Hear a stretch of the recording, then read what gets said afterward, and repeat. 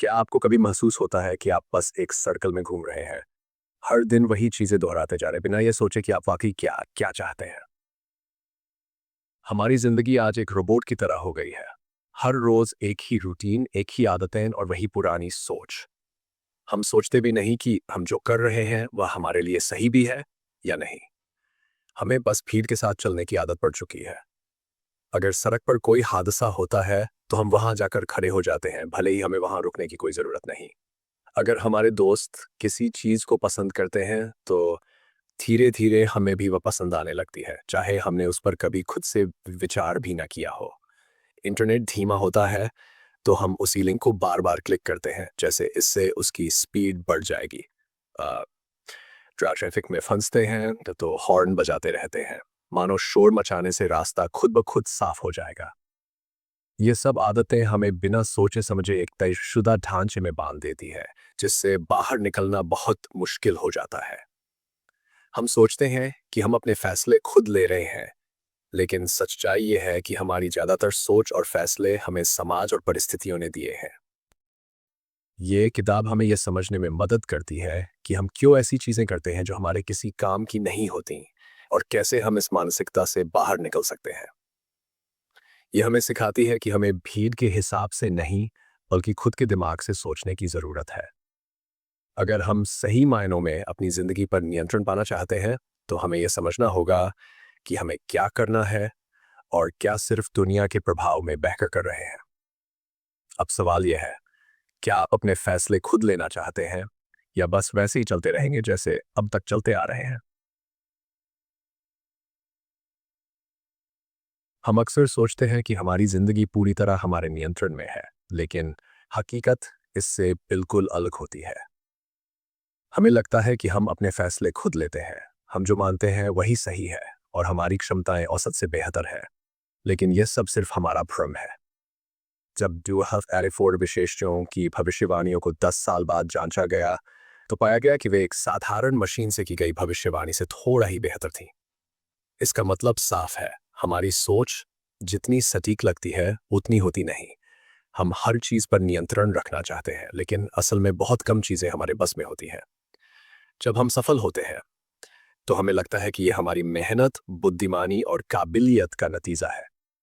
लेकिन जब हम असफल होते हैं तो हम हालात, सिस्टम या दूसरों को दोष देने लगते हैं। यही वजह है कि ज्यादातर लोग अपनी गलतियों से सीखने के बजाय उन्हें नजरअंदाज कर देते हैं। दिलचस्प बात यह है कि हमारा दिमाग हमें बार बार ये यकीन दिलाता है कि हम दूसरों से बेहतर हैं। फ्रांस के 84% लोग खुद को औसत से बेहतर प्रेमी मानते हैं। अमेरिका के 33% लोग खुद को औसत से बेहतर ड्राइवर समझते हैं। और यूनिवर्सिटी ऑफ नेब्रास्का के 33% शिक्षक खुद को औसत से बेहतर मानते हैं।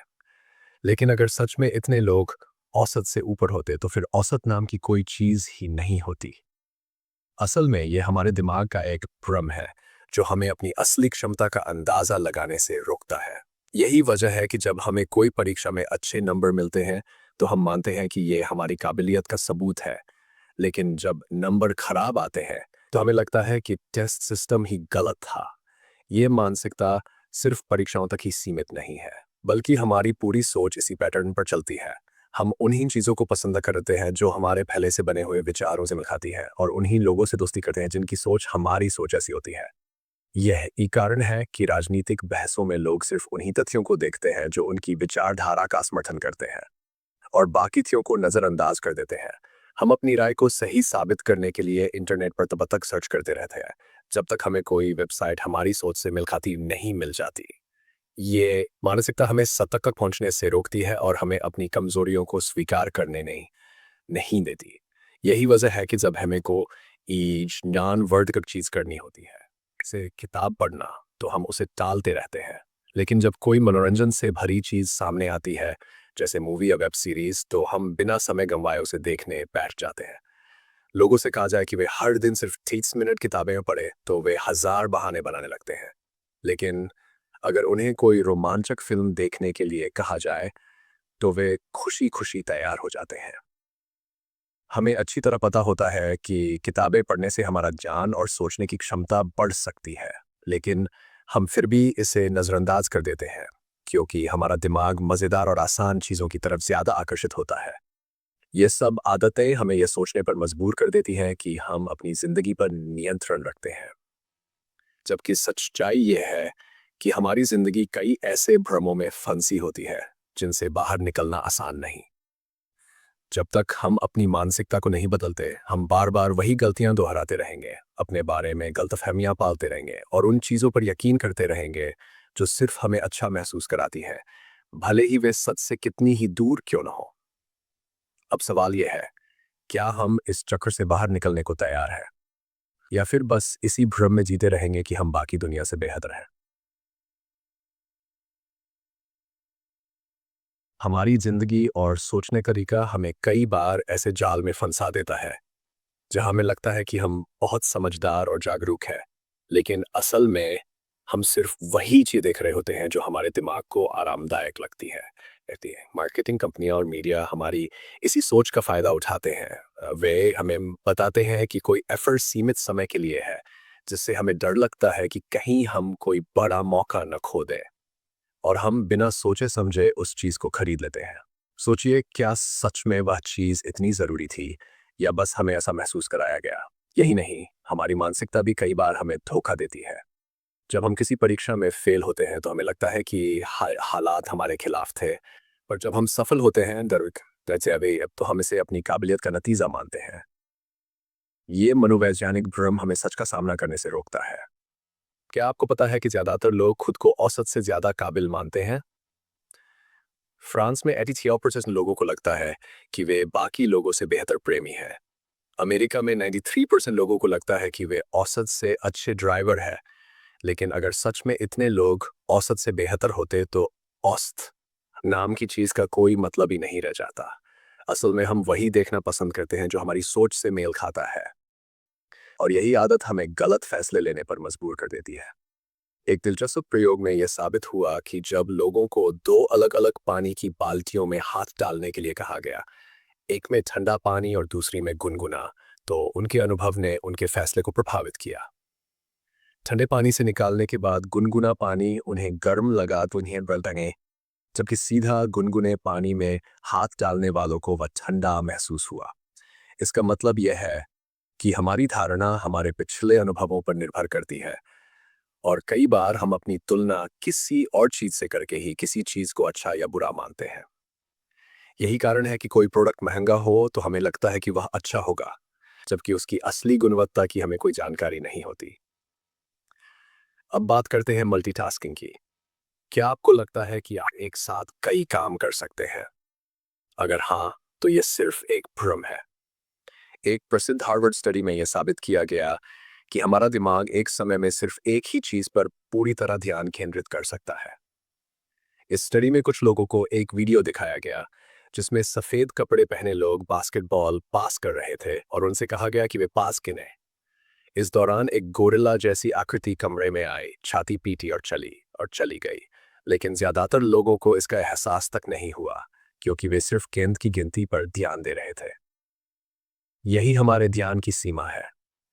हम सोचते हैं कि हम सब कुछ देख सकते हैं, लेकिन सच यह है कि हम वही देखते हैं जो हमारा दिमाग देखने की इजाजत देता है।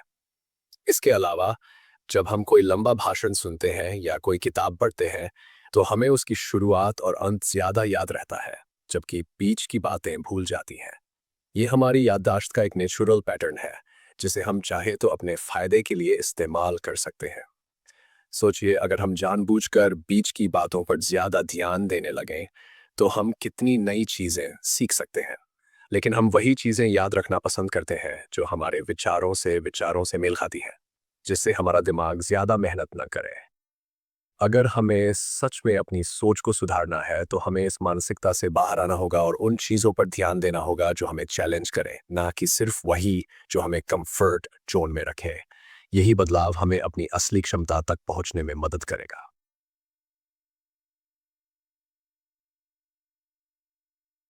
हमारा दिमाग कई बार हमें भ्रम में डाल देता है, और हम इसे महसूस भी नहीं कर पाते। हमारी याददाश्त, सोचने का तरीका और फैसले लेने की क्षमता कई छुपे हुए मानसिक पैटर्न पर निर्भर करती है। हम उन्हीं बातों को ज़्यादा याद रखते हैं जल्दी में सुनी गई हों या जो हमारे अनुभवों और विश्वासों से मेल खाती हों। यही वजह है कि अगर आप कोई किताब पढ़ते हैं या किसी स्पीच को सुनते हैं, तो शुरुआत और अंत आपको अच्छे से याद रहता है, लेकिन बीच का हिस्सा धीरे-धीरे धुंधला हो जाता है।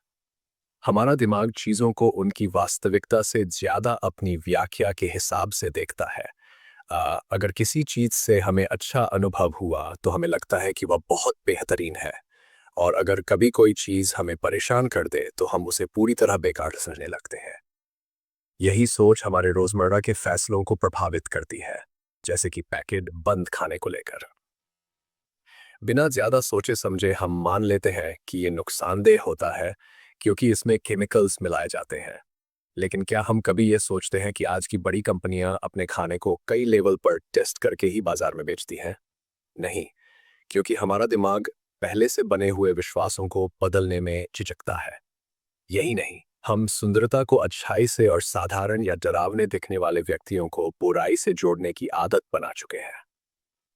यही कारण है कि फिल्मों में हीरो हमेशा स्मार्ट और स्टाइलिश दिखता है, जबकि विलेन को अक्सर डरावना और बदसूरत दिखाया जाता है। इसी पैटर्न को हम असल जिंदगी में भी अपनाते हैं। इंटरव्यू में अच्छे दिखने वाले लोगों को ज्यादा मौके मिलते हैं। स्कूल में टीचर्स भी खूबसूरत बच्चों को अनजाने में ज्यादा नंबर देते हैं, और यही कारण है कि इतिहास में गोरे लोग खुद को श्रेष्ठ मानते आए हैं।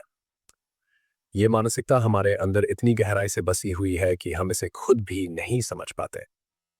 सेल्समैन भी इसी मनोविज्ञान का फायदा उठाते हैं। वे आपकी नकल करते हैं, आपकी तारीफ करते हैं और आपका भरोसा जीतने की कोशिश करते हैं ताकि आप उनसे खरीदारी करें। अगर आपको किसी शोरूम में सेल्समैन कहे, वाह सर, इस ड्रेस में तो आप एकदम स्टाइलिश लग रहे हैं, तो आपका दिमाग इसे सहज रूप से स्वीकार कर लेता है और आपको वही ड्रेस खरीदने का मन करने लगता है। लेकिन ये यहीं खत्म नहीं होता। हम फैसले लेने में भी इसी सोच का शिकार हो जाते हैं। जब हमारे पास बहुत सारे विकल्प होते हैं, तो हम किसी एक को चुनने में कंफ्यूजन महसूस करने लगते हैं। हमें लगता है कि अगर हमने गलत चुनाव कर लिया तो क्या होगा? अगर हमारे दोस्त हमसे बेहतर चीज खरीद ले तो क्या होगा? इसी डर में हम घंटों तक एक ही चीज के बारे में सोचते रहते हैं, परफेक्ट ऑप्शन खोजते हैं और कई बार बिना कोई फैसला लिए ही रह जाते हैं। यह समस्या केवल खरीदारी तक सीमित नहीं है, बल्कि हमारे करियर के चुनाव, रिश्तों में फैसले लेने और जीवन के बड़े निर्णयों तक भी फैल जाती है। इसलिए अगर हमें अपनी सोच को बेहतर बनाना है, तो हमें अपने दिमाग के इन ट्रिक्स को समझना होगा ताकि हम सही फैसले ले सकें और अनावश्यक भ्रम से बच सकें।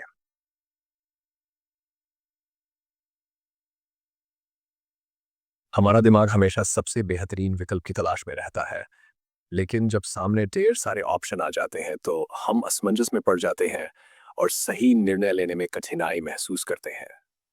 ये बिल्कुल वैसा ही है जैसे किसी दुकान में जब सीमित नेल पॉलिश के शेड्स होते हैं, तो ग्राहक जल्दी से अपना पसंदीदा रंग चुन लेते हैं, लेकिन जैसे ही विकल्पों की संख्या बढ़ा दी जाती है, वे बिना कुछ खरीदे ही लौट जाते हैं। यही हमारे रोजमर्रा के जीवन में भी होता है। अधिक विकल्प होने का अर्थ हमेशा आसान फैसला लेना नहीं होता, बल्कि ये हमें और अधिक उलझा देता है। हमारे फैसले लेना एक मानसिक प्रक्रिया है जो हमारी इच्छा शक्ति और ऊर्जा खर्च करती है, और जब हम बार बार फैसले लेते हैं, तो धीरे धीरे हमारी मानसिक थकान बढ़ने लगती है। एक शोध में यह पाया गया कि जो लोग लगातार निर्णय लेते हैं, वे बाद में छोटी छोटी चीजों को सहन करने में भी कमजोर हो जाते हैं, जैसे कि ठंडे पानी में हाथ रखना भी उन्हें ज्यादा मुश्किल लगता है। इसलिए हमें इस सोच से बाहर आना होगा कि इस दुनिया में सबसे सही या सबसे बेहतरीन नाम की कोई चीज होती है। हमें अपने अनुसार और अपनी ज़रूरतों के हिसाब से चुनाव करना चाहिए, न कि केवल इस डर से कि हम कोई बेहतर चीज़ खो सकते हैं। यही डर कंपनियां हमारी भावनाओं के साथ खेलकर बढ़ा देती हैं। ऑफर सीमित समय के लिए, जल्दी कीजिए वरना हाथ से निकल जाएगा, ये शब्द हमें बेचैन कर देते हैं और हम बिना सोचे समझे खरीदारी करने पर मजबूर हो जाते हैं।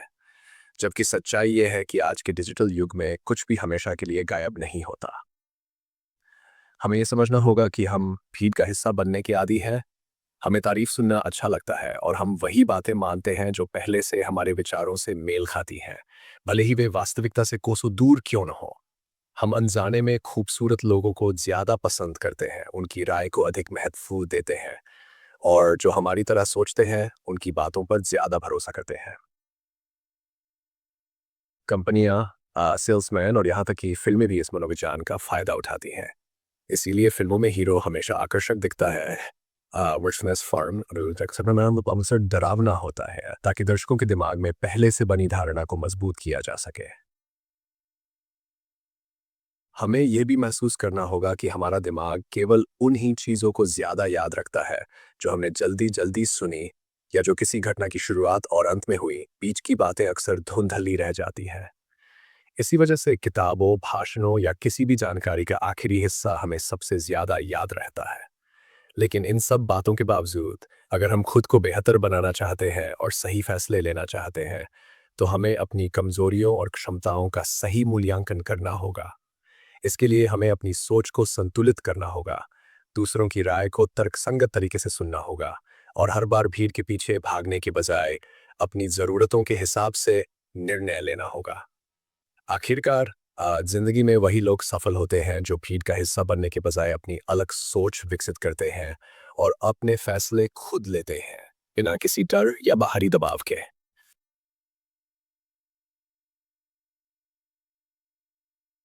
तो दोस्तों, ये थी हमारे दिमाग की रोचक और चौंकाने वाली सच्चाइयाँ।